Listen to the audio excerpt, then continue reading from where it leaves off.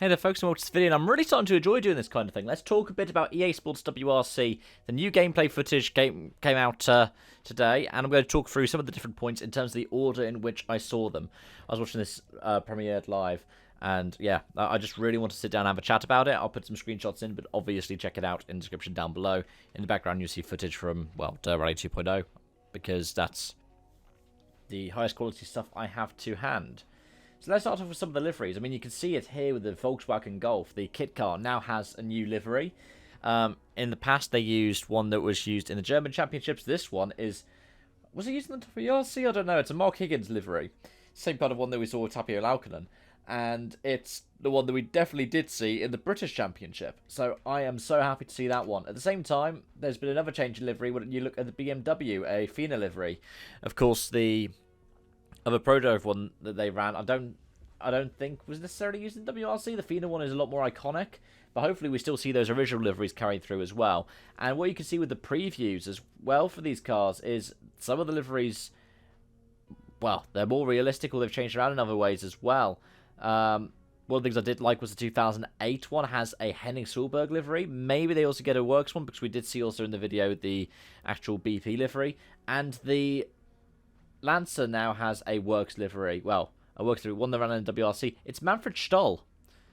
And I thought that was really cool to see as well. Hopefully we get to see a few more of these schemes popping up, especially if they get more and more rights. This is one of the big things for me when it comes to the WRC games and EA having bought Codemasters, is that it means that they can get these licenses. They can pay more for these things. It's why you can see, say, the WRC Countryman. It's why you can see different sponsors and different liveries popping up, because they're able to pay more to get the licensing for these cars. Of course, in my comment section for the last couple of videos, people have been saying, why aren't there any Toyotas? Hopefully they get added in the Season Pass, because they have been in the older WRC games. I don't know why Codemasters haven't been able to carry them over. The next things I wanted to look at was some of the screenshots that we saw from in the game. So, for example, a lot of it was in Spain. It's not really a stage that I recognise. It's not La Figuera. I think later on I ended up finding out it was... what was the name of the stage they ended up using?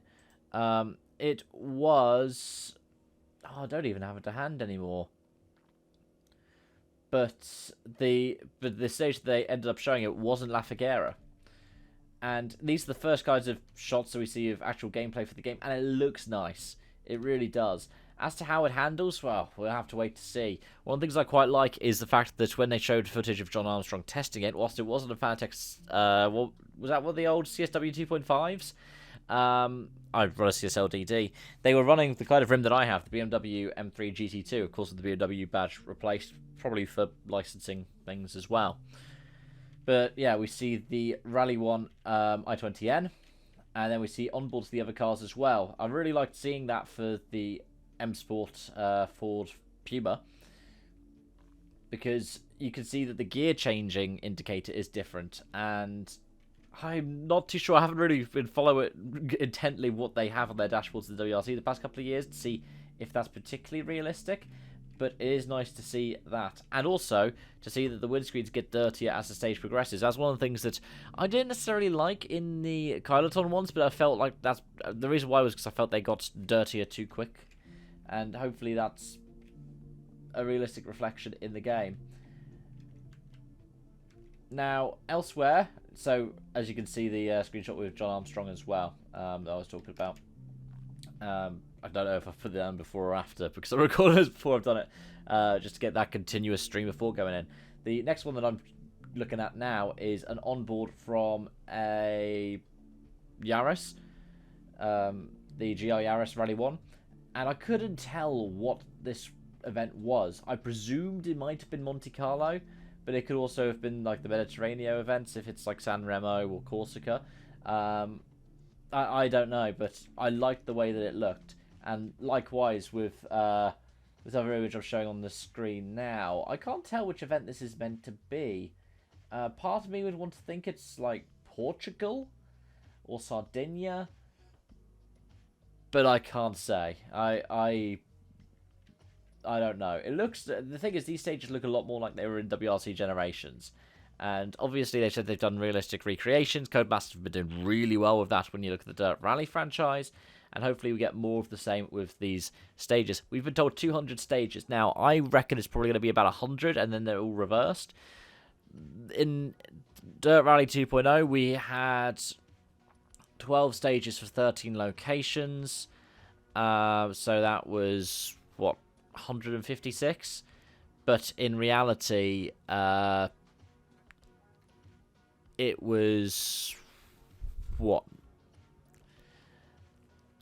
26 stages, because they were 2 long stages that were split up and reversed. And yeah, hopefully we get a bit more than that with this game. Even if that's all that we get, that would be cool, but I'm hoping for more. Or at least if there is more, it comes from the Season Pass. One of the ones I did see was Calder Torini's gotten a makeover. It's now following the 2022 version of it. So that's where they they have a double right-hander at the top of the hill.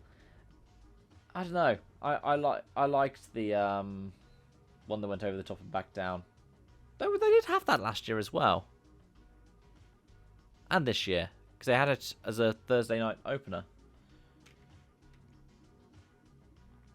But then, this screenshot here. The changing seasons. I think this is the standout for me with WRC. Again, it can change the seasons can change for the stages. So you have to think about how it's running in summer, how it's running in winter. And with Monty, that's fantastic. Let's see what it looks like on the other events as well. Because I can't wait to see what, say, a Finland in winter would look like, or a Sweden in spring or summer. And then there's also the changes in the pace notes. You can have a more complex one or a simplistic one. That's also really nice to see. But those are the ones that stuck out for me. Let me know what stuck out for you in the comment section down below. Thank you so much for watching, and I hope to see you again soon. Bye for now.